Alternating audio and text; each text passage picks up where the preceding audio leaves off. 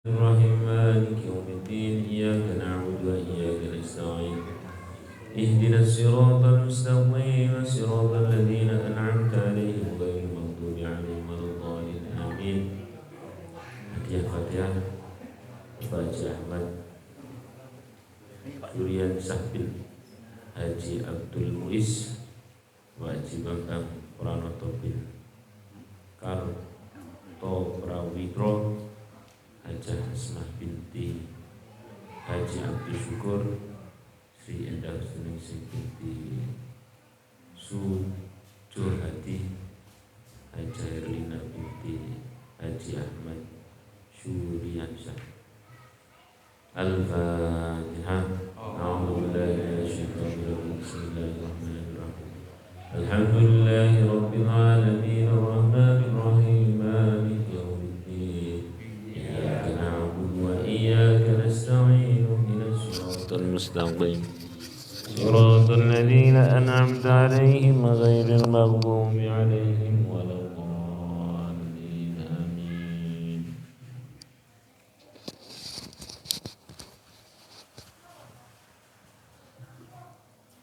Bismillah, walhamdulillah, wassalatu wassalamu ala rasulillah wa mawalah maba'dah Naratal kurama wal julasa'il azza sahibul bait Ibu Umar dan semua yang hadir. Mari bareng-bareng kita niatkan ngaji kita ini niatnya sama dengan niat orang-orang terdahulu yang telah Allah pilih menjadi manusia-manusia pilihan. Pokok niat kita itu niat ngajinya sama seperti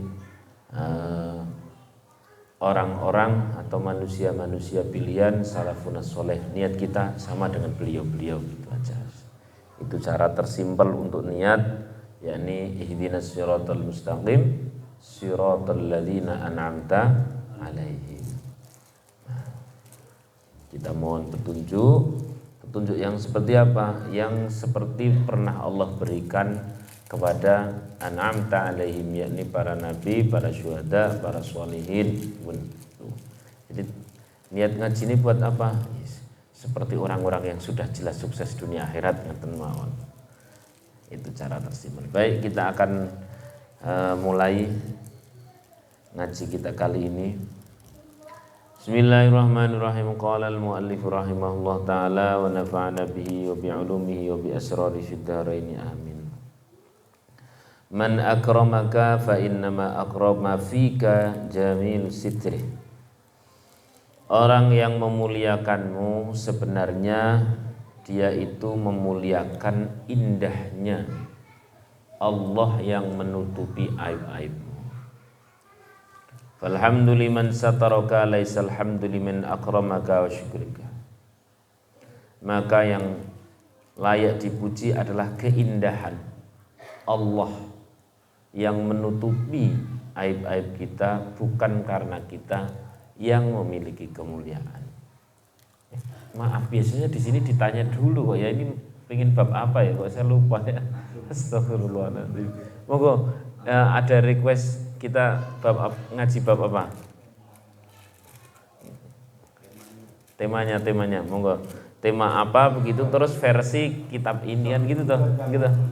Saya kok lupa. Monggo, ada request tema apa?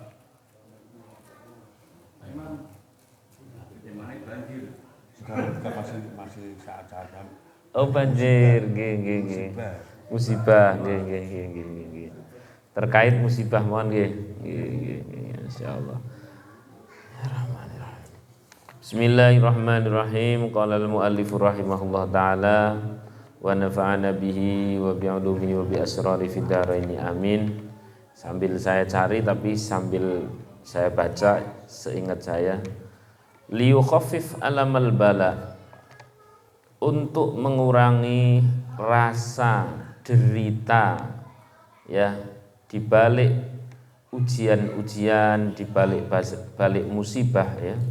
Liyukhaffif alamal bala, untuk mengurangi rasa derita itu adalah ilmuka bi annal mubli huwallah, keyakinan, pengetahuan Ya, husnudzon.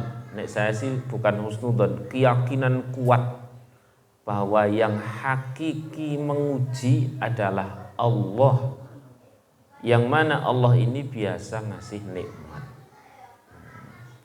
Untuk mengurangi rasa derita di balik musibah adalah kita meyakini bahwa yang menterjadikan semuanya adalah Allah yang sudah terlalu biasa ngasih nikmat. Ya. Tentu ini adalah untuk nempelkan pada diri kita. Tapi kalau adab terhadap orang yang sedang kena musibah, apabila orangnya sudah nyambung, silahkan sampaikan ini. Ingat ngaji kita. Boleh. Tapi nek orangnya belum nyambung, ini kayaknya jadi rasa-rasanya nggak ikut filosunggawa ya. Karena setiap orang yang lagi derita itu untuk menghiburnya kita harus masuk seperti menderita dulu, baru habis itu memotivasi kan begitu. Ada orang sakit, lagi sakit terus kemudian Allah loro kok ngono ora masalah Gusti Allah. Enggak boleh juga seperti itu. Iya nek loro kok ngono loro tenan kok. Mung wis aku ya wis tau sing semono tapi alhamdulillah Gusti Allah maringi sehat. Kan gitu toh. Kita masuk dulu ke dunia dia baru kemudian kita ngangkat. Loro untuk ngono luarane ora karan. Terus kemudian kita langsung nanggepnya loro untuk ngono cek ora kroso nek aku. Ya enggak boleh juga langsung kita. Atau malah medin-medin, untung aku tetap hati-hati. Akeh lho, untuknya terus kemudian mbuh salah cekelan, mbuh salah mati, Pak. Itu juga tidak boleh. Jadi adab kepada orang yang terkena musibah adalah kita berpartisipasi terlebih dahulu. Masuk ke dunia dia, masuk ke dunia derita dulu sebentar, habis itu kemudian kita angkat. Langsung kita angkat salah, apalagi jeleke sekalian itu juga salah. Yang paling enak adalah kita masuk dulu sehingga terhadap orang-orang yang sedang hari ini terkena musibah memang tidak mudah menerima ini, memang sangat menyusahkan, sangat menyedihkan, turut bela sungkawa. Nah, buat kita sudah masuk, habis itu ayo kita ingat ngaji kita kembali. Setiap orang pasti terkena musibah. Ada dalam bahasa yang lain, masih dalam kitab Hikam ini adalah bahasanya unik, bahwa ad-dunya ya, la tastaghrib wuqu'al aqdar. Kau jangan terlalu heran terhadap terjadinya problem demi problem, musibah demi musibah. Madum tafihadidar, sepanjang masih di dunia. Alias tidak ada satupun pribadi yang lepas dari ujian Allah. Tidak ada, satupun tidak ada. Ya kalau sana banjir, air, kadang-kadang sini juga ada yang banjir utang gitu kan ya. Ada banjir omelan istri gitu kan. Kan macam-macam. Ada banjir kekecewaan, bisnis dikecewakan orang, nang omah dikecewakan orang, dilelah ketemu konco nang masjid tenanan-tenanan ngurus masjid ya dikecewakan sama konco. Banjir apa? Kekecewaan dan sebagainya. Namanya banjir air mata. Nah, dulu yang lucu lagi banjir air mata jadi diatur.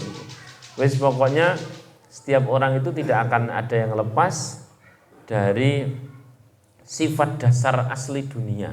Apa itu sifat dasar asli dunia? Adalah derita. Berarti tidak ada nikmat. Iya, ada nikmat, tapi setiap adanya nikmat pasti berbanding lurus dengan derita. Maka masih dalam kitab ini, bagaimana caranya kita mengurangi rasa susah? Adalah caranya mengurangi rasa senang. Karena di titik kita pernah senang itu, dari titik itulah kita akan jatuh susah. Pada saat kita memiliki titik tertinggi bahagia karena rumah, satu ketika titik kebahagiaan kita setinggi itulah kita akan jatuh tentang susahnya rumah. Entah itu rumahnya kenapa dan sebagainya. Tapi bagi orang yang sejak awal menata hati tidak terlalu senang, maka dia juga tidak akan terlalu susah. Biasa. Itulah memang sifat dunia. Karena dunia itu pasti setiap kenikmatan mengandung konsekuensi. Pancen enak makanan-makanan, apalagi habis ini makan-makan dan kayaknya ini enak. Tapi gitulah yang namanya makanan dunia. Begitu kelebihan dikit aja sudah jadi masalah, betul betul. Dan kurang juga masalah. Kurang juga masalah. Ya, pokoknya selalu berbanding lurus. Banyak harta berarti nanti akan banyak menjaga, betul. Ya. Kalau istri semakin cantik semakin derawasi kan. Dan sebagainya. Pokoknya selalu ada konsekuensi-konsekuensi seperti itu. Nah, lalu bagaimana kalau sudah kadung semuanya menjadi sebuah ujian dan derita? Ada dua cara versi kitab ini.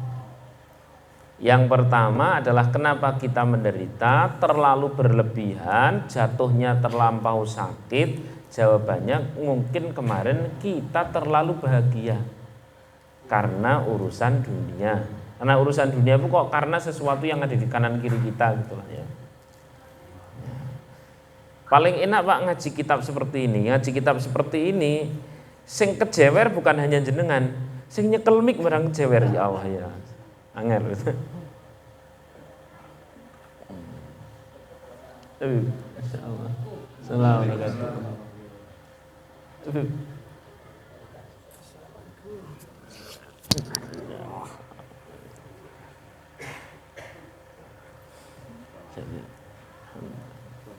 Jadi begitu ya. Itu cara pertama, kita butuh muhasabah. Kenapa kita terlalu susah? Jawabannya boleh jadi kita kemarin terlalu senang. Ya, terlalu senang.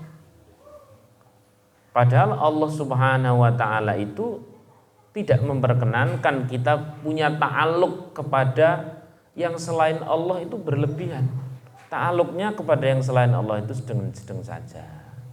Sedang-sedang saja ya, memang tidak mudah untuk tidak cinta dunia, tapi butuh dilatih. Biasa-biasa mohon ya, rumah ya, mobil dan sebagainya, memang itu bawaannya itu akan selalu masuk ke dalam hati.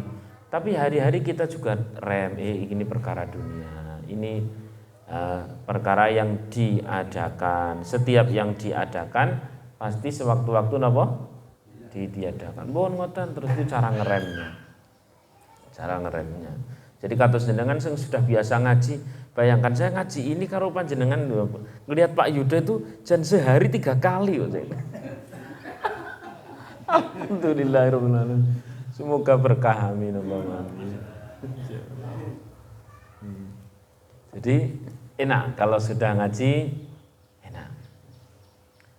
Nah, itu cara pertama. Alias bagaimana cara mengurangi sedih? Ya caranya adalah terbiasa ngurangi apa? Senang. Ya. Ini tuh bukan perkara materi, tapi perkara seni menata hati.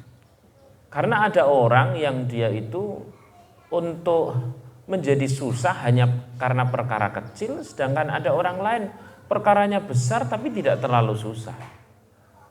Sehingga pembahasannya bukan apa yang nampak dong. Ada orang yang sebut dia terkena musibah uang 1 juta, walah diling-iling sing pol-polan luar biasa, nesu gara-gara 1 juta jadi dia itu jadi tidak baik dengan teman, jadi tidak baik dengan tetangga. Tapi ada orang yang jauh lebih banyak dari itu, nang ati longgar itu cepat. Dari mana itu terjadi? Ya memang sejak persiapan dari kemarin. Sejak persiapan dari kemarin. Bukan instan untuk bisa kehilangan sesuatu tapi tidak terlalu sedih, itu bukan perkara instan. Itu pasti ada upaya-upaya yang sejak kemarin dibangun. Minimal upaya itu bernama tidak terlalu mencintai, tidak terlalu menyenangi. Karena setiap kita memiliki titik kesenangan yang terlalu tinggi, dari titik ketinggian itulah kita juga akan jatuh sedih. Sallallahu alaihi Nabi Muhammad. Nah, itu cara pertama.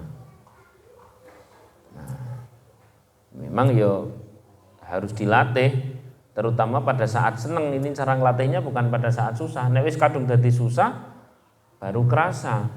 Kalau banget susahnya jelas jawabannya kemarin kita banget senangnya kepada anak, kepada istri, kepada apapun itu. Maka sejak pas lagi seneng Pak, ya anak saya karena anaknya masih kecil-kecil ya sering tak tepuk-tepuk pas lagi tidur gitu, nak kamu titipan Allah. Bapak ini di sini hanya sebagai penerima amanah. Sejatinya kamu bukan milikku, kurang lebih begitulah. Diajak bicara walaupun masih kecil, ya nyambung tidak nyambung, tapi yang terpenting pembicaraan itu kan Allah tahu. Ini sebagai ikhtiar kita untuk kembali kepada Allah sebelum diambil. Karena memang begitu, dunia itu harus kita tinggalkan sebelum kita meninggal dunia. Nah, terus bagaimana? Ya di mana-mana yang namanya orang mukmin itu kebahagiaan hakiki adalah di akhirat. Pasti di akhirat. Kepingin duwe anak cilik sing ora tau nangis ya ndak ada di dunia ini. Kecuali diganti boneka atau apa. Itu aja lah. Ini nek panjenengan mungkin cucu ya usah waya istirahat wangi pol serene sing ngoten niku. Nah, kalau pengen kebahagiaan yang tanpa ada konsekuensi kesulitan, ya jawabannya hanya di surga. Di surga memang apa saja. Tidak ada orang namanya sakit perut. Jadi kalau ditanya ada, surga itu semuanya ada. Apa yang tidak ada? Toilet tidak ada di sana. Iya kan? Karena, lu kok bisa seperti itu? Ya karena semuanya jadi gizi.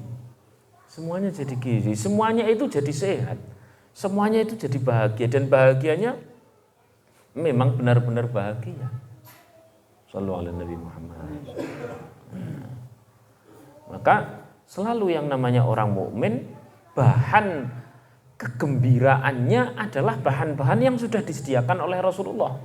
Rasulullah itu al-bashir, pemberi kabar gembira terkait surga, terkait liqa'ur rabb dan sebagainya. Lalu Rasulullah sebagai pemberi kabar gembira untuk diri kita, lalu kemudian kita tidak menyambut, ya ada yang keliru dengan diri kita. Harusnya kita sambut.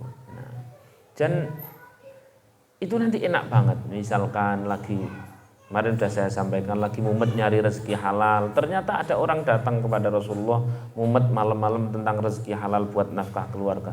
Rasulullah bilang, bata maghfuran. Malam itu menjadi malam ampunan. Jadi enak. Karena orientasi kita adalah ampunan, orientasi kita adalah rahmat Allah, orientasi kita adalah kenikmatan nanti bertetangga dengan Rasulullah, kenikmatan kita nanti adalah kenikmatan-kenikmatan yang abadi. Jadi terhadap yang ada di sini itu akhirnya tidak terlalu nempel, biasa saja. Ya kalau tidak punya rasa cinta sama sekali kepada dunia, yo apalagi kelas saya yang masih muda, sulit banget. Lah masa iya Gunung Pati sampai sini kon mlaku ra nungguban anu ya ora iso ya tetep wae tetep lah. Mung karo ditepuk-tepuk ya mobilis biasa saja lah, biasa saja. Gitu sallallahu alaihi Nabi Muhammad. Itu cara pertama, bagaimana mengurangi rasa derita. Lah kalau sudah kadang menjadi derita seperti ini bagaimana? Misalkan ada yang sedang kebanjiran hari ini, tema kita hari ini, yang juga ada terkena longsor dan sebagainya. Kemarin itu saya didatangi murid dulu pas sekitar mungkin 3 atau 4 tahun yang lalu, dia masih mahasiswa S2. Nah sekarang dia sudah punya kebun, dan kebunnya kebun yang bagus banget, kebun hidroponik yang dia itu nyetoki di supermarket itu. Yang datang ke sana biasanya orang-orang asing, orang-orang Cina dan sebagainya. Ada restonya juga, resto makanan sehat dan sebagainya. Itu di Cianjur, Pak. Di mana? Cianjur. Kemarin datang ke sini dalam rangka kepingin golek hiburan. Nah, kenapa? Lah Ustadz kan tahu sendiri Cianjur itu tuh desa saya. Untung kami itu pas lagi tidak di rumah. Tapi tetangga itu 600 yang meninggal. 600 yang terdata meninggal. Dan paling banyak adalah anak kecil. Kenapa itu jam 2 siang, jam istirahat anak sekolah. Wah, saya saksi mata banyak ya. Mungkin pas hari kematian nggak begitu sedih, tapi kesedihan setelah itu tuh ya Allah. Maaf ada orang seperti orang gila. Ora pengen apa-apa, aku ora pengen dibantu, aku pengen anakku bali. Kurang lebih seperti itu. Tidak mudah menerima itu semuanya. Dan gempa itu kan lebih ngeri. Tembok kayak gini kok kena perut coba. Kena kepala, ya Allah ya Rahman. Gimana Ustaz? Karena anaknya sudah pernah ngaji, itu benar-benar kemana-mana nyetiri saya dulu ya. Kayak bocah sing saiki sok melu itu dia sudah pulang ke Cianjur. Kemana-mana nyetiri saya, sampean kan biar tahu ngaji. Orang yang meninggal karena reruntuhan kan syahid. Dan indahnya kita menjadi umatnya Nabi Muhammad SAW, bencana alam itu bagian dari kasih sayang Allah. Kalau bencana alam buat Bani Israel memang jelas azab, tapi buat umatnya Nabi Muhammad itu rahmat. Karena dia sudah ngaji, nyambungnya cepat, ada data-data di dalam dirinya. Sejat. Jangan bayangkan orang yang tidak punya data-data, tahu-tahu kena musibah, iya bener habis Pak. Masya Allah. Kita tidak pernah request apapun musibahnya, kita tidak pernah menginginkan, sama sekali tidak ada yang menginginkan yang namanya musibah, tidak ada yang menginginkan namanya kecelakaan. Tapi terus kita kasih ilmu-ilmu penggembira kita tentang Rasulullah SAW, tentang kita sebagai nikmatnya sebagai umat Nabi Muhammad, tentang diri kita bertuhankan Allah yang tidak pernah salah ngatur takdir, yang tidak pernah keliru mendosiskan kepada siapa terkena musibah, tidak pernah tertukar, semuanya telah tertakar. Itu kita masuki dalam iman kita. Nah, sewaktu-waktu nanti ada musibah, semoga sih tidak. Tapi andai pun ada, bagi orang-orang yang sudah seperti ini pasti ada rasa nikmat dibanding yang sama sekali kosong. Betul atau tidak? Shallallahu alaihi Nabi Muhammad. Maka disebutkan al-musibatu lil arifin nurun. Musibah itu bagi orang-orang yang arif itu sudah berhasil kenal kepada Allah. Ya. Kalau kita ya kayaknya sih belum lah, kayaknya belum. Bukti ini masih sering lali. Loh, saya tidak pernah lupa lihat dong pas HP-nan piye. Terutama saya yang masih muda nih, jenengan sih mboten HP-nan kata sini. Niki tasbih kali Quran, kanan tasbih kiri Quran sedan. Alhamdulillah. Al musibatu lil arifin nurun, cahaya. Walil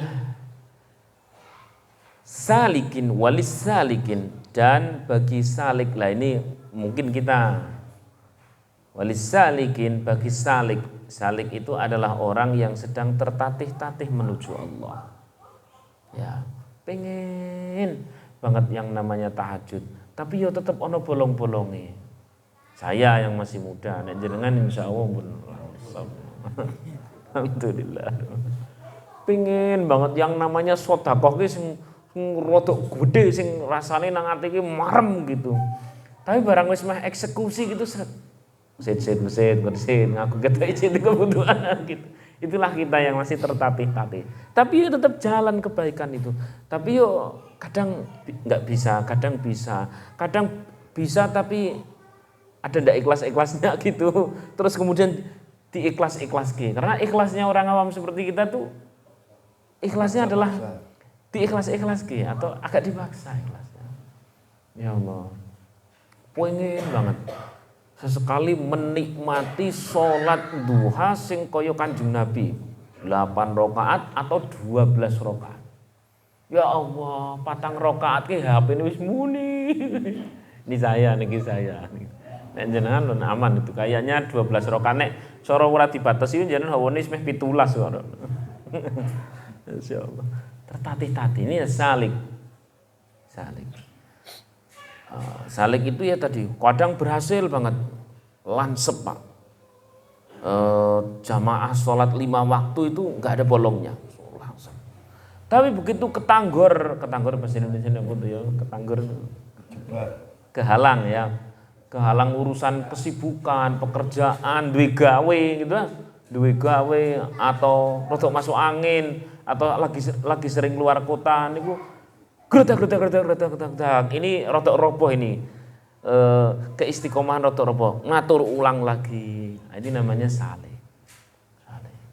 Ya sing pas umroh itu ya, pas umroh itu hari pertama, umroh masjid geter. Begitu hari ketiga ki sing geter nek dong pas pasar. Pas belanja. Gitu lah. Jadi kita tertatih-tatih. Nama kita adalah salik. Orang yang terus bergerak menuju Allah Subhanahu wa taala yang kadang jatuh bangun. Gitu ya. Lah, kalau musibah bagi as-salik, musibah bagi salik adalah iqamah. Sebagai sarana yang membangunkan. Ya Allah, mungkin aku sing kleru ya Allah. Iso ya anakku dadi kok ngono kuwi. Jawabi lho nek dikandani jawabi ya Allah. Ya Allah. Dan salik ini dia data-datanya, data-data tentang ilmu dan sebagainya pun sudah mulai lengkap, Pak. Ya Allah. Iya. Nyatane birru auladakum. Birru walidakum atau abaakum ya, aba bahasanya. Birru abaakum tabarru abnaakum, kan begitu ya. Berbuat baiklah kepada orang tua, maka kelak anak kita akan melakukan hal yang mirip-mirip sama. Terus kemudian kita lagi dibikin pusing sama anak, ya Allah, mungkin biar kayak aku tahu musing ke wong tua, ya Allah. Kurang lebih seperti itu. Jadi akhirnya bangun itu imannya, terbangun. Ini namanya bagi salik. Musibah, kita punya musibah nih. Sebut saja musibah itu anak bikin pusing, bikin sakit hati. Terus karena musibah inilah kita terbangun. Ya Allah, mungkin aku sing kleru. Ya anak bikin pusing, bener. Biyen kayak aku wis tahu, bikin pusing orang tua. Astagfirullahaladzim, astagfirullah. Ini namanya pembangun. Sesuatu yang membangunkan tidurnya para salik itu namanya musibah. Jadi musibah adalah yang bisa membangunkan tidurnya para salik. Kenyataannya seperti berulang kali sudah bolak-balik saya sampaikan, kita ini semakin intens doa, intens zikir itu biasanya pas senang atau pas susah? Pas susah. Maka saat susah itu sebagai pembangun, yang membangunkan. Nah, ini bagi siapa tadi namanya? Saleh. Tapi di sana ada keindahan, ada warna-warna keindahan. Lali maneh, eling maneh, lali maneh, eling maneh. Nah, kalau sudah benar-benar eling terus ya sampai kelas kita persis seperti para aulia begitu ya. Imam Syafi'i dihina orang. Ya Imam, tadi itu ada orang menghina engkau. Dia itu kalau di depan baik seperti itu toh tadi baik, ternyata dia di belakang itu enggak karu-karuan. Kata Imam Syafi'i, alhamdulillah. Nah, alhamdulillah dia punya adab di depan, walaupun di belakang seperti itu ya saya kan enggak tahu. Jadi santai banget. Syekh Utsman Al-Hari pada saat diuji sama anak muda yang 30 hari itu riwa-riwi ngundang dia, ya Utsman ta'al, datang Utsman ke rumahnya. Ya Utsman, analah tajminkum ikhrij, keluar kau dari rumah, pulang lagi, besok diundang lagi, diusir lagi, pulang lagi, diusir lagi. Terakhir tadi ya Utsman, lima dalam takdok, kenapa engkau tidak marah? Kata saya Utsman, kenapa saya harus marah? Kau ini kan tetanggaku. Dan Allah, Rasulullah yang perintah aku berbuat baik kepada tetangga.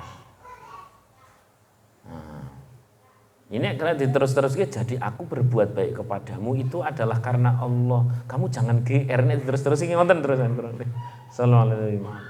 Nah, ini namanya orang sudah arif. Ya kadang-kadang kita bisa dikit-dikit lah. Nah, tapi kita lebih pada ke siapa tadi? Salik. Yang paling bahaya yang nomor 3, wal halak, dan kehancuran lil ghafilin, bagi orang-orang yang lalai. Lil ghafilin, bagi orang-orang yang lalai. Sudahlah terkena musibah, masih dia itu mengeluh terus menerus. Nek mengeluh sekali dua kali wajar. Mengeluh terus menerus. Gara-gara kena musibah mengeluh terus menerus, aku surah meh sholat-sholatan, sholat ki opo. Na'udzubillahi min dzalik. Ya Allah. Sholat wis duha wis kabeh tak lakoni Gusti Allah kok ngono. Na'udzubillahi min dzalik. Saya tanya sama teman ya santri lah dulu ikut nyetiri saya kayak gitu itu dari Cianjur. Memang datang untuk itu. Kemarin Senin baru kemarin kok. Tahu pulang saya dari umroh kan pas kena apa namanya? Gempa itu ya. Gempa sama longsor itu kan pas awal tahun pas ya. Awal tahun itu berarti posisi kan saya masih di Saudi gitu. Jadi mungkin mau menghubungi saya kesulitan terus kemudian baru datang kemarin. Dan zaman saat keluarga gimana? Alhamdulillah sehat semua. Karyawan-karyawan saya Ustaz, Masya Allah. Karyawan-karyawan sampai ada yang bilang begini. Allah tidak adil. Sampai bilang, aku. Itu yang paling kasihan sudahlah lagi dia imannya lagi ngedrop-ngedropnya. Lek dilalah sing ngasih bantuan itu dari agama sebelah. Oleh karena itu ada adab musibah ketika itu menimpa diri kita sendiri, ada adab musibah ketika itu menimpa orang lain. Kalau menimpa orang lain dan itu orangnya sudah ada iman, itu cepat nanti recovery-nya cepat. Tapi kalau masih kosong itu bingung, kita ngomongnya aja bingung. Betul atau tidak? Bingung. Ada orang tiba-tiba dia terkena musibah apa, terus kemudian iki aku meni yo memang susah, engko kuatir tambah susah, ora usah susah engko kuatir menyek. Bingung. Akhirnya apa ya, ini biar menjadi sebuah proses spiritual bagi setiap person, bagi setiap orang-orang yang berbeda-beda seperti itu. Shallallahu alaihi Nabi Muhammad. Mohon. Nah, saya tanya lagi kemudian ya siapa yang paling parah? Ada anak karyawan, Ustaz, anak karyawan. Dia itu sebelum dikabari, karena itu kan musibahnya itu saya tanya itu gempa itu gimana atau pecah-pecah atau bagaimana? Enggak, jadi kayak karpet itu dingin lagi, gereng, munggah bisa munggah turun munggah tuh, wah geter-geter, jadi tidak bisa lari kemana-mana, tidak bisa lari. Yang di dalam rumah itu yang terjebak bangunan sudah tidak hitungan. Yang di luar itu udah tidak bisa lari, akhirnya kayak orang Masya Allah. Ya Allah, ya. Sampai ada yang tanya, Sid, aku tak takon sedulurku nang luar kota kono terjadi atau enggak. Lah kenapa? Oh jojo iki sing denengane kiamat kan gitu. Nek kabeh kan berarti ya Allah ya Rahman. Dan disitulah nanti nampak apakah arifin ataukah salikin ataukah siapa tadi? Ghafilin. Ya. Dan yang terakhir sekarang, yang terakhir. Tapi kita sih terus bermohon semoga kita ini menjadi arifin, setidaknya salikin sing tenanan lah ya, salikin tenanan. Maka berlaku insya Allah nasihat-nasihat ini berlaku. Kemudian yang terakhir adalah ini yang paling penting yang tadi awal sudah saya sampaikan, liyukhafif alamal bala, untuk mengurangi rasa derita di balik setiap musibah. Jawabannya adalah ini yang paling terakhir, kita ini harus meyakini bahwa yang hakikinya menterjadikan adalah Allah yang sudah biasa ngasih nikmat. Ini tidak boleh dipisah. Adalah siapa? Allah yang apa? Sudah biasa ngasih nikmat. Logikanya kemarin sudah berulang kali saya sampaikan. Misalkan kita sakit gigi, satu, Masya Allah, namanya orang sakit gigi 3 hari nek cenut, terus dilalah sudah sakit gigi, listrik mati, ledeng mati pisan, anak rewel kabeh, omah reget, bojone dilalah belum pulang ya, wah surah karu-karuan rasanya kan, sak kumplite cenut 3 hari. Lah saya tanya sama panjenengan, itu gigi itu jumlahnya total berapa?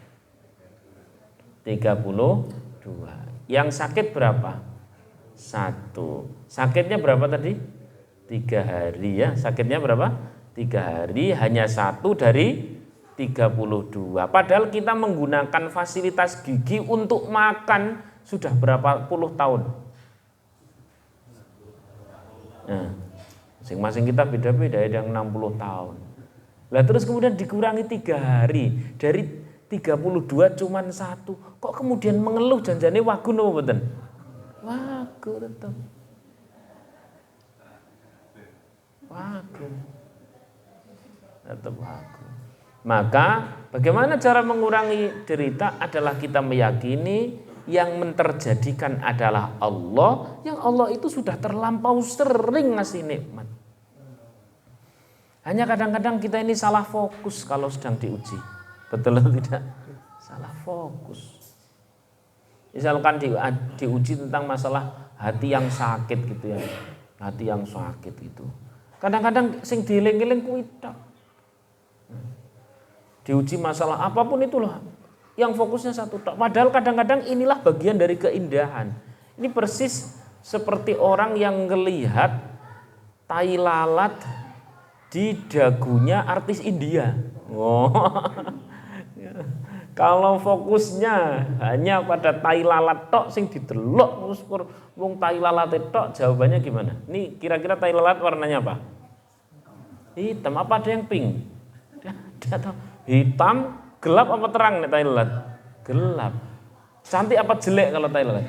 Jelek kalau fokusnya tai lalat. Tapi begitu kita melihatnya secara utuh gitu ya.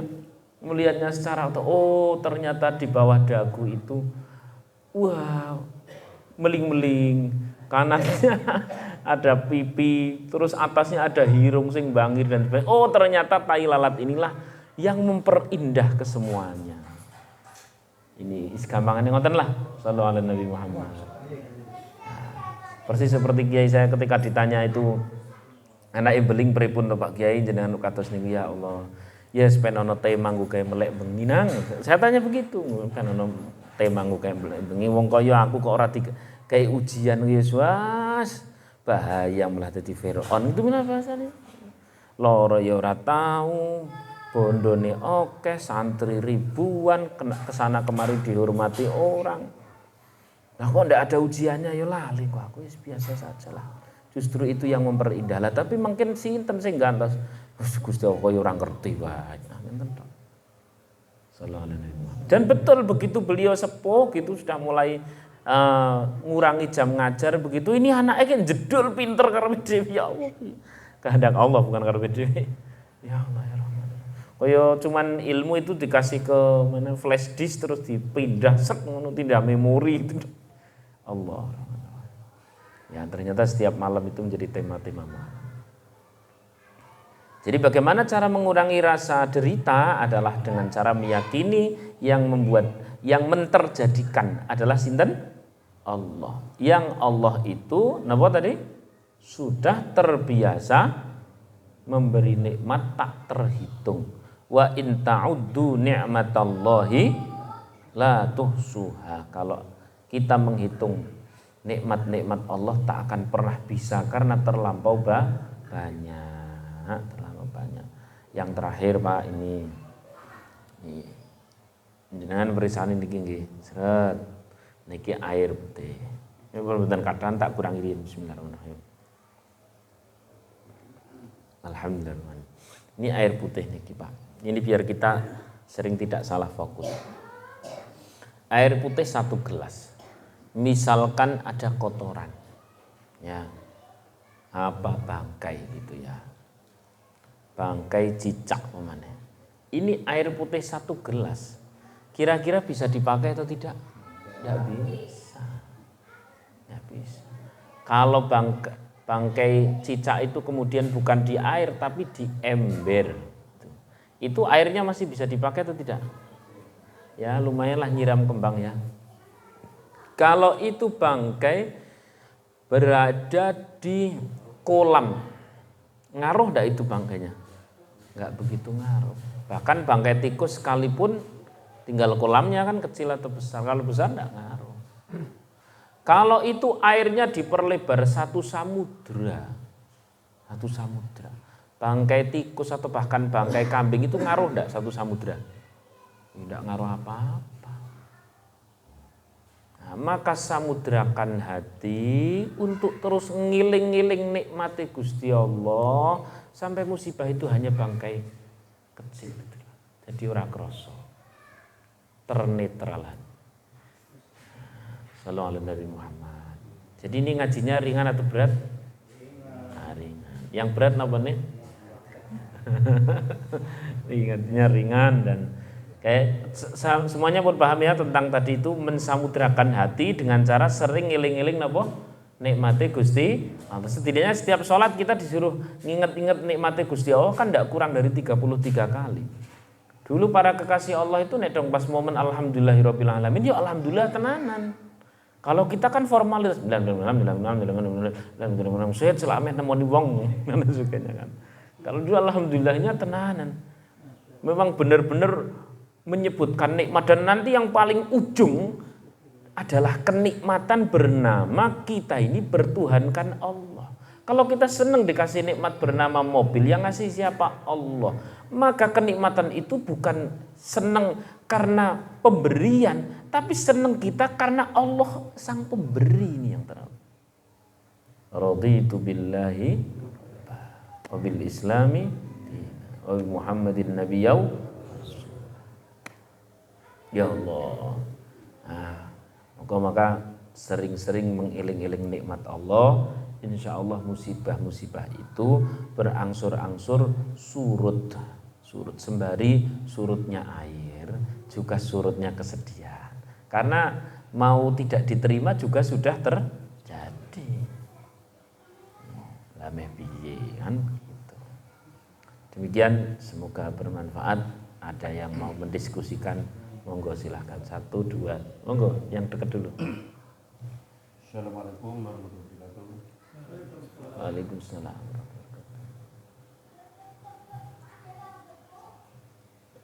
Saya mau menanyakan tentang antara anak dan orang tua itu kalau dipikir semua orang tua pasti mau mengharapkan atau menghendaki anak itu taat pada Allah Subhanahu wa taala, semua orang tua. Namun di sisi lain juga orang tua juga sudah berdoa yang namanya Rabbi habli minas sholihin dan seterusnya. Namun yang ditampilkan oleh Nabi Allah, Nabi Nuh itu pun juga nggak kalah pentingnya sebagai orang tua membimbing anaknya. Namun di akhir titik kehidupan anak itu tidak sesuai dengan apa yang dikehendaki orang tua. Dan di sisi lain kalau orang Jawa bilang dengan ungkapan gini, wah di anak itu Portugal lotre. Kalau bisa dijelaskan ya. Lotre ini lotre. Lotre itu ya bejan itu. Oh, bejan. Nah, itu bejan. Oh, bejan ya. Nggih. Nek pun niku pun. Napa boleh? Terus ada ayat-ayat yang negur kepada Rasulullah, ayat-ayat saya lupa. Ya pokoknya hidayah itu datangnya dari Allah. Sekalipun Muhammad itu yang disenangi yang cinta dengan Muhammad cinta dengan mereka. Muhammad itu mendoakan tidak bisa. Terima kasih. Bismillahirrahmanirrahim. Ya, kita bareng-bareng bersama belajar untuk menseimbangkan. Jadi ada kesadaran bahwa diri kita ini adalah orang yang diamanai, maka kita akan maksimal menjalankan apa? Amanah. Tapi di waktu yang sama juga ada kesadaran amanah itu adalah milik yang memberi amanah. Jadi sehebat apapun kita memaksimalkan amanah, kembalinya juga kepada yang memberi apa? Amanah. Ini harus seimbang. Harus seimbang.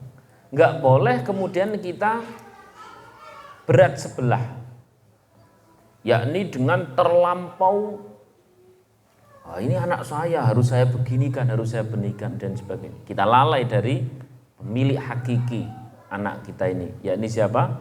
Ini pasti nanti akan keweleh. Sampai hari ini belum ketemu bahasa Indonesianya keweleh. Biskui lah. Mas Roman orang paham lah, semua keweleh tidak tahu ya. Ya, kewelih berarti bahasa Indonesia. Ya, pasti kita akan keweleh. Atau sebaliknya, tiba-tiba kita langsung mengatakan ini adalah anak milik Allah, jadi saya itu tidak usah ngapa-ngapain, sudah langsung kembalikan. Ini pun namanya kita bukan menerima amanah. Kita langsung dikasih amanah langsung dilempar lagi kepada yang ngasih amanah. Ini pun tidak benar. Akhirnya apa yang kita lakukan adalah kita terima itu amanah dengan semaksimal mungkin karena memang nyatanya kita diberi amanah. Selanjutnya kalau hasil itu pasti yang ngasih amanah yang bisa memberikan hasil. Sallallahu alaihi Nabi Muhammad. Jadi sejak awal sudah ditata ceritanya. Tak tambani ya Allah niki amanah bernama anak, tak maksimal ke, tak sekolah ke, tak pondok ke dan sebagainya. Tapi sejak awal saya berkata, ini hanya engkau yang bisa. Hasil kita tidak sombong, tidak hasil, tidak terlalu sakit hati. Kalau begitu. Dan kita tetap berpahala dalam menjalankannya. Kenapa? Wis ketoto. Gak bisa terus kemudian, wah ngapain selama ini saya tak pondok ke, ngapain selama ini tak sekolah ke. Gak ada yang sia-sia. Karena sejak awal kita telah menerima itu sebagai amanah untuk dimaksimalkan. Setiap rupiah yang kita keluarkan untuk mensekolahkan, setiap sesuap nasi yang kita nafkahkan untuk anak, semuanya jadi ibadah. Tidak ada yang sia-sia. Tapi saya kira bocah kok beling dan sebagainya. Itu kehendak Allah kalau kita sudah maksimal. Sallallahu alaihi Nabi Muhammad. Namun juga harus ingat kasus yang terjadi pada Nabi Nuh alaihissalam itu kata para ulama ahli kalam ya, ahli tauhid maksudnya, ahli tauhid di sana adalah Allah sedang memberikan sebuah profil pertunjukan akan kekuatan Allah ini melebihi yang selain Allah termasuk Nabi. Maksudnya Gusti Allah ora kena diatur. Allah itu tetap Allah. Walaupun ada anak seorang nabi yang logikanya harusnya dia hebat dan sebagainya, tapi Allah itu tetap Allah sebagai Tuhan. Hanya untuk menunjukkan itu. Kalau dosis-dosis orang-orang setelah kita, setelah paham seperti itu nggak akan kita diberikan kasus sebagaimana Nabi Nuh boten diparingi. Kenapa? Ya dosisnya benten. Itu sudah ditakar untuk para nabi. Nabi Nuh kuat, kalau kita sampai seperti itu ya jeglek. Jadi sudah ditakar. Tenang saja, kita itu punya Allah yang maha adil. Sallallahu alaihi Nabi Muhammad. Loh, tapi kok hari ini anak saya masih seperti itu? Lah kan kita belum meninggal. Dan banyak sekali kasus-kasus saya menjumpai bocah-bocah nom itu loh terutama. Kayak ngaji cah nom-nom tuh ngaji versi dari sudut pandang anak, beda jauh dengan sudut pandang orang tua. Maksud orang tua itu sudut pandang anak kita ngenek kan bocah pinter dan sebagainya. Dari sudut pandang anak kadang-kadang beda. Bapak ki, wong aku ki bocah zaman saiki kok ngrumatane nganggo rumatan zaman kuno ya beda ngono. Ya. Jadi dia punya dunia sendiri ternyata. Makanya kalau Senin saja sudah saya bagi waktunya. Yang malam dari sudut pandang anak-anak muda, yang subuh dari sudut pandang orang tuanya. Kan gitu toh. Masya Allah, ternyata ada hikmah di sana. Salah satu hikmahnya itu. Jadi dikira kita sebagai orang tua adalah memberikan maksimum yang luar biasa dalam pandangan anak. Gigi wong tua ki ngopo, angel tuh dan sebagainya. Kadang-kadang seperti itu. Terus akhirnya bagaimana mematchingkan keduanya? Ya sudahlah, kita sebagai orang tua bergerak, peran kita maksimum tetap sebagai orang tua, tidak ada yang salah. Tapi ingat, tadi sudah disampaikan, innaka la tahdi man ahbabta walakinnallaha yahdi may yasha. Sejak awal sudah kita tata bahwa ya Allah, ini kata Allah untuk Nabi Muhammad kalau ini ayat ini, wahai engkau Muhammad sallallahu alaihi wasallam, la tahdi man ahbabta, engkau tidak bisa ngasih hidayah kepada orang yang kau cintai sekalipun. Walakinnallaha yahdi, tapi Allah yang memberikan hidayah. Dan kenyataannya beres semua dari orang-orang yang dicintai Rasulullah SAW. Tapi tetap disisakan beberapa pamannya seperti itu. Kenapa? Karena Allah tetap mau menunjukkan sebagai Tuhan. Jadi adil, pokoknya adil. Sallallahu alaihi Nabi Muhammad. Jadi akhirnya gimana? Ya sudah, apa yang sudah kita lakukan hari ini dimaksimalkan, tapi ingat, sembari atau disertai kesadaran hanya Allah yang mampu. Karena kadang-kadang kita ini kalau sudah mulai bergerak sesuatu, apalagi merasa ahli, biasa ngomong, biasa nang kantor dihormati dan sebagainya, karepe nang omah ya padha. Jebule nang omah ngono. Maka mulai hari ini bergerak itu, zahir kita, ikhtiar kita itu dimaksimalkan, tauhid kita pun dimaksimalkan. Zahir itu bergeraknya pada memaksimalkan nasihat, nafkah dan sebagainya, tapi tauhid itu memaksimalkan ini milik engkau ya Allah, ini milik engkau ya Allah, ini milik engkau ya Allah. Jadi memang agak bertentangan, tapi bisa terjadi karena tempat bergeraknya berbeda. Ikhtiar itu punya tempat bernama zahir kita, kemudian tauhid itu punya tempat bernama hati kita. Karena relnya berbeda, tidak tabrakan. Kata siapa yang namanya ikhtiar sama tawakal itu tabrakan? Mboten tabrakan. Monggo setawakal setinggi mungkin, tapi bisa seikhtiar setinggi mungkin. Sallallahu alaihi Nabi Muhammad. Nek tasih rotok kangelan ya kita ngelihat kisah-kisahnya para salafun saleh. Ada seorang namanya Fudail bin Iyad. Sinten wau? Fudail bin Iyad. Itu tuh dulu pas masih muda. Ya Allah, ya Rahman, ya Rahim. Orang yang full dosa, full preman, was ketua preman sing juas tenan. Corong gini yo asrasa disebutke lah. Sing full. Tapi yang Allah itu yahdi may yasha, memberi hidayah kepada setiap orang yang dikehendaki oleh Allah. Ya. Sehingga mendapatkan hidayah, belajar dan belajarnya ngalah-ngalahkan yang lain sampai menjadi orang yang alim, sampai menjadi orang alamah, sampai menjadi gurunya para guru, sampai menjadi ulama yang besar, muridnya banyak, namanya Fudail bin Iyad. Satu ketika dia punya anak. Dilalah anak itu beling. Pas beling dikarenain, nak kamu tuh harus begini, kamu tuh harus begini. Kamu harus mampu seperti ini. Ini tuh perintah Allah, ini tuh yang disenangi oleh Rasulullah. Kata anaknya gimana? Bapak itu lupa dulu pas masih muda seperti apa. Ngono. Jadi dibalik ceritanya.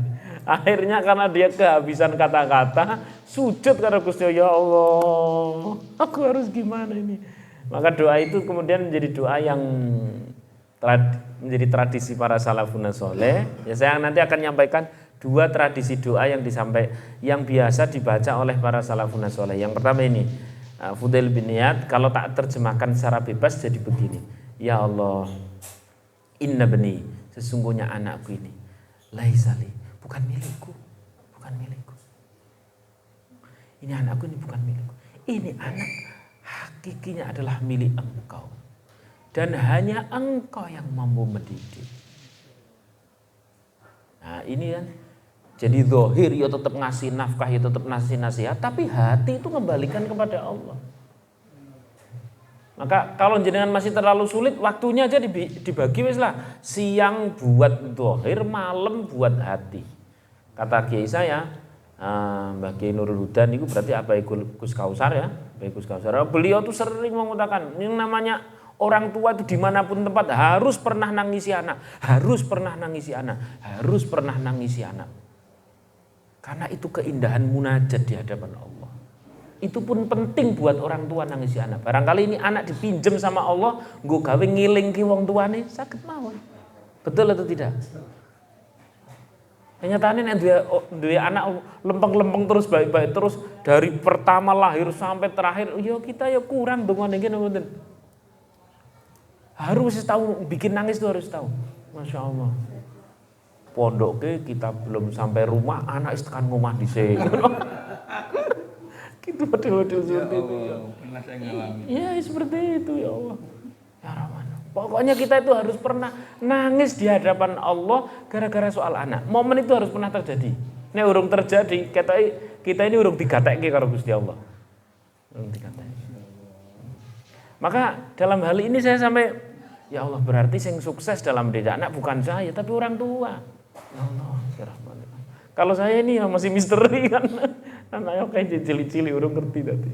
Jadi siap-siap saja. Dan jangan terus bayangkan bagaimana haliah orang yang tidak begitu doyan melek malam. Nah, terus kapan momennya? Ya wes, antara adzan dan iqamah tekone pas malah dolin. Nah, terus piye Pak? Maka harus ada momen orang tua itu nangis di hadapan Allah gara-gara anak. Tapi di hadapan Allah nggih, ampun di hadapan tetangga. Nek di hadapan tetangga orang ono gunane. Anakku tok Pak. Nah, ibu-ibu biasanya anakku tuh jeng ya Allah angele ra karuan. Ketoke nangis itu tanggane sakit. Tapi nang ati garek wong dondi sik sapa. Maka ora pati ana gunane nek nangis nang ngarepe manusa niku biasa-biasa mawon. Kalau mengadu sama kanan kiri percuma. Ya, enggak percuma sih sifatnya tapi tidak begitu banyak manfaat. Maka yang sedengan-sedengan aja sifatnya ngasih informasi, anakku ora kerasan mondok tungake. Udah selesai. Enggak usah terus wah anakku ke wangel dan sebagainya. Enggak usah kejeron. Sebab nek kejeron itu kemungkinannya kata Syekh Surah itu ada dua. Kalau kita mengeluh di hadapan makhluk. Yang pertama kemungkinan pertama yang kita ajak curhat itu adalah teman yang ada cinta dengan kita, ada mahabbah dengan kita. Maka dia akan menjawab dengan jawaban seperti ini. Kamu mending dek, aku ya luwih parah. Podo dhewe iki podo. Iki nek kuwi soal anak aku putuku saiki lho angel ra karuan. Wis to podo wae.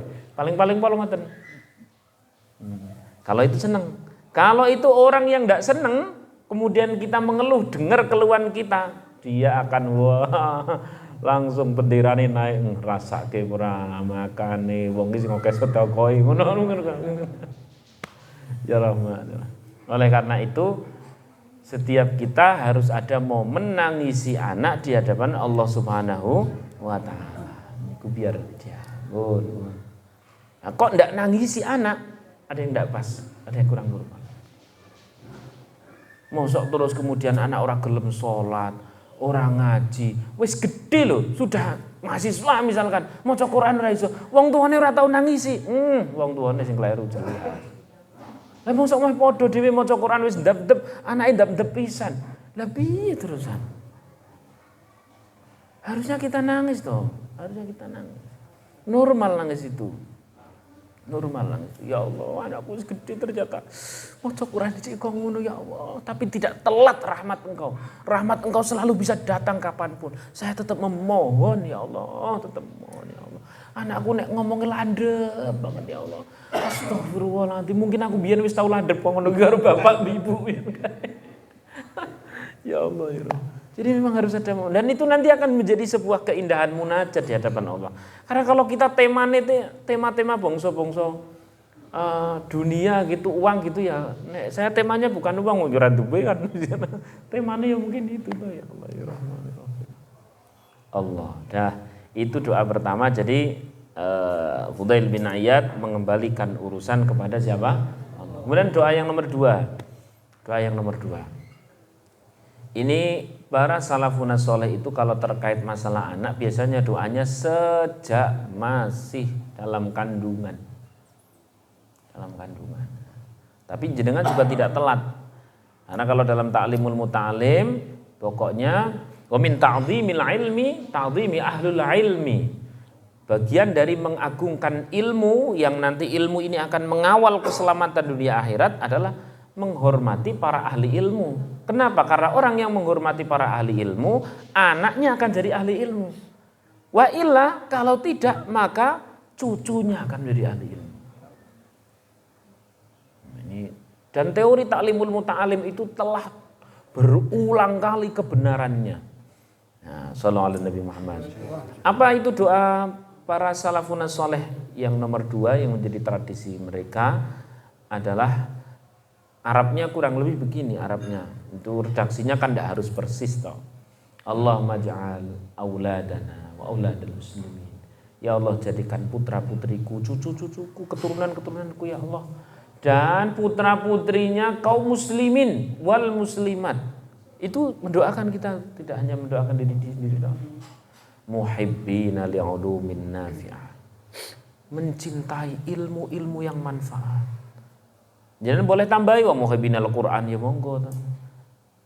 Wa muhibbina li jamil khairati, mencintai setiap kebaikan-kebaikan, mencintai sholat dan sebagainya. Nah ini yang penting terakhir. Mundu sigharihim, sejak usia dininya. Jadi redaksi ini saya ambil dari beberapa kitab dengan redaksi yang berbeda-beda. Saat saya sendiri sedang bertanya, ya Allah, ngopo kok Pak Idris itu duwe anak kok kaya Imam Syafi'i? Wah aku ya pengen. Betul atau tidak? Itu terus kemudian Imam Ghazali itu punya saudara namanya Imam Ahmad, padahal orang tuanya itu orang biasa. Orang biasa kok punya anak sampai Hujjatul Islam. Aku ya pengen ya Allah. Tak cari itu apa yang dilakukan. Terus kemudian Ibnu Sina, kemudian yang lain Rabi'ah dan sebagainya. Apa yang dilakukan oleh orang tuanya? Ternyata ada satu tradisi berdoa agar anak itu sejak dininya sudah mencintai kebaikan. Kalau sudah mencintai sholat, orang tua tidak terlalu repot. Ayo sholat.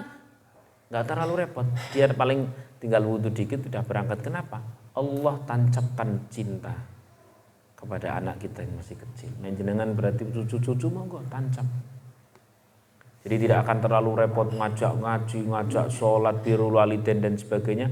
Tancapan cinta itu sudah ada sejak dini. Nah ini penting nomor betul ini.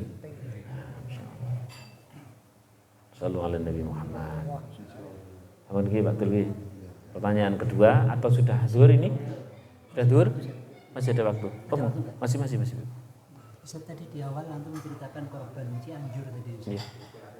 Yang diberi bantuan mengatakan saya nggak butuh bantuan. Tuh anakku kembalikan gitu.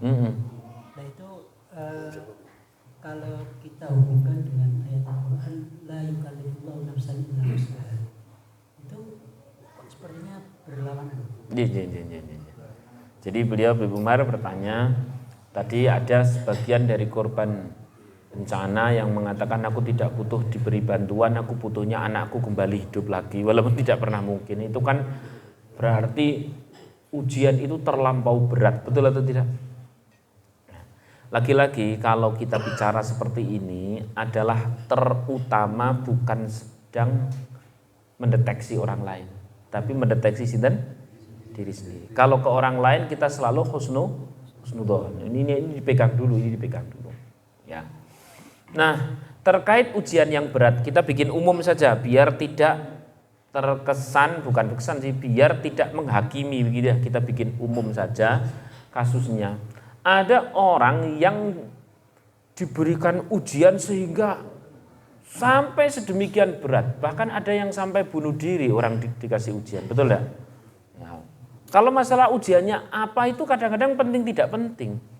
Maksudnya orang itu bisa beda-beda. Ada orang ujiannya kecil tapi sampai stres juga ada, betul atau tidak? Ada yang putus cinta gitu ya, bunuh diri malahan. Nah, kan begitu. Padahal menurut kita kan lucu banget gitu ya. Walaupun biyen pas 6 ya mbuh ketok. Nah, intinya adalah kenapa ada ujian atau musibah atau apapun itu penyebutannya melebihi kapasitas manusia, sehingga manusia itu ada yang sampai stres, ada yang sampai bunuh diri. Saya balik tanya kali panjenengan, Bapak Ibu rahimakumullah, kalau ada orang diuji sampai dia tidak kuat, sampai mungkin stres atau sampai bunuh diri, sebenarnya ini berarti ujian masih di bawah kapasitas, masih di bawah kapasitas seorang hamba, atau sudah melebihi, sudah di atas kapasitas, di bawah atau di atas kalau orangnya sampai misalkan gila atau bunuh diri. Dijawab, kalau ada ujian yang terlampau berat, ujian itu berarti di bawah kapasitas, di bawah kemampuan, atau sudah di luar, sudah di atas. Di atas atau di bawah? Di atas, ya. Pakai bahasa luar dalam ya boleh. Kalau ada orang diuji sampai dia stres, sampai dia nyaris mencoba bunuh diri berulang kali, ini berarti masih dalam kemampuan si hamba tadi itu atau sudah di luar kemampuan? Nyatanya sampai bunuh diri. Di dalam atau di luar? Jawab. Di luar atau dalam? Dalam atau luar? Luar dalam. Ini sudah pernah saya sampaikan sebenarnya. Tapi mungkin bertahun-tahun yang lalu ya, ngajinya agak bertahun-tahun. Tiling-iling ini itu saya sendiri juga sering bertanya tentang hal itu. Ya Allah, iki piye kok yo. Jarine nek sampai jenengan jawab uni di dalam, loh kok nyatane sampai bunuh diri. Tadi yang jawab di dalam siapa? Tadi yang jawab ada ini sudah di luar. Di luar memang ayatnya salah, la yukallifullahu nafsan illa. Ini malah lebih salah lagi. Masa ayatnya salah? Terus piye? Di dalam atau di luar ini sepakatnya? Dalam atau luar? Nyatanya sampai bunuh diri loh Pak. Di luar dalam. Begini Pak, saya itu juga pernah galau pengen jawab. Ini ketemu tuh justru pas saya masih mahasiswa. Pas masih mahasiswa, masih setoran Quran di Kudus, jadi riwa-riwi Semarang. Nah, berhenti kalau tidak salah di sekitar Demak. Berhenti, kurang lebih ceritanya begini, kalau ada keliru-kelirunya mohon maaf. Ada supir truk, supir apa? Truk. Di depan masjid. Saya tanya, Pak supir, kenapa truk? Kan dia habis dandan. Macet Mas. Mogok. Loh, buat apa toh? Kula kan termasuk orang seneng sing toko jagong grok karo sapa dongengan wis tak jak dongengan. Dan alhamdulillah nyambungan gitulah. Dia cerita. Muat pasir Mas. Lho pasir pinter Pak, katoke kok cuman sepalih kok kados niku. Ya katakan nek dibuat kita ilmiah sebenarnya itu kapasitas maksimum itu 200 ton umpamanya. Dan ini baru 100 ton. Harusnya 120 kuat enggak? Kuat. 150? Kuat ya. 180? Kuat kan. Tapi ini baru 100 kok langsung mogok seperti ini. Jawab supir truknya. Apa? Dan jawaban supir truk ini jadi jawaban sampai hari ini sudah berapa tahun. Dia jawab, maklum Mas, jarang diservis. Tentu jawabannya. Berapa jawabannya? Maklum. Ya. Jadi ana wong sithik-sithik meh uring-uringan nang keluarga, sithik-sithik meh uring-uringan we karo tangga. Ana apa sithik ora cocok dan sebagainya. Jawabannya napa? Maklum. Jarang diservis. Gitu. Lah semoga kita ngaji kumpul seperti ini dalam rangka menservis iman. Menservis napa?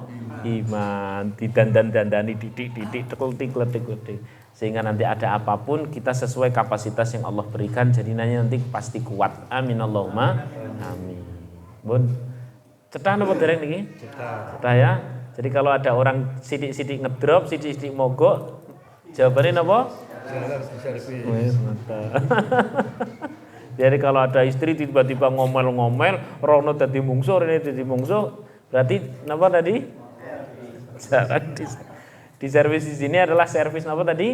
Iman. Nah, semoga ngaji ini sebagai servis iman, sholat sebagai servis iman dan sebagainya. Insya Allah kalau servis imannya maksimum kapasitas yang Allah berikan kepada diri kita, maka ujian itu pasti kita diberikan kekuatan. Al-Fatihah. Bismillahirrahmanirrahim. Alhamdulillahirrahmanirrahim. Maliki yaumiddin. Iyyaka na'budu wa iyyaka nasta'in. Ihdinas siratal mustaqim. Siratal ladzina an'amta 'alaihim ghairil maghdubi 'alaihim waladdallin. Amin. Maulaya salli wa sallim daiman abada ala habibika khairil huwal habibul ladzi likulli haw ya rabbi bil waghfir lana ya wasi'al ya arhamar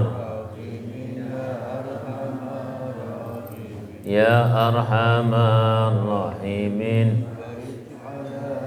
muslimin sallallahu rabbuna ala nuril mubin Ahmad al-Mustafa sayyidil mursalin wa ala alihi wa sahbihi ajma'in. Taqabbalallahu minna wa minkum. Assalamualaikum warahmatullahi wabarakatuh.